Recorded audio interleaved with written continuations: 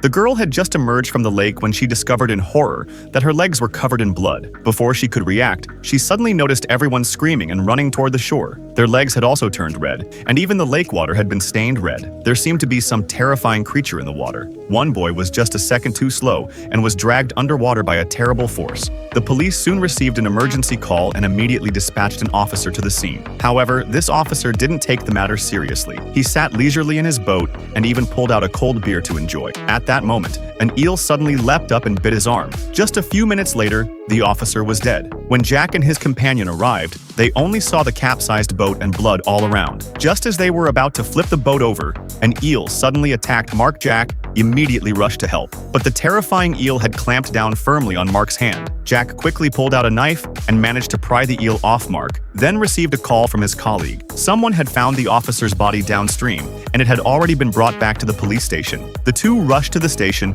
with Jack warning the medical examiner to stay away from the body. However, his warning came too late. The medical examiner, who was on the phone, noticed the body was still moving. An eel suddenly lunged at him. The examiner struggled desperately to escape, but there wasn't just one eel in the body. Countless eels poured out, and the examiner couldn't escape his fate. When the two returned to the police station, the medical examiner had already stopped breathing. The eels had burrowed into the sewers. If they made their way through the pipes into residents' homes, the consequences would be unthinkable. The two immediately informed the mayor. The mayor was startled by what he saw, but when they proposed shutting down all the water pipes, he refused without hesitation. He didn't think the eels were that dangerous, and was more worried about the economic losses from cutting off the water supply. Little did he know this decision would haunt him for the rest of his life. After returning home, the mayor went to use the toilet, unaware that an eel had already made its way through the pipes into the toilet bowl. By the time he tried to flee, it was too late. Ultimately, he died in the bathroom in the most humiliating way.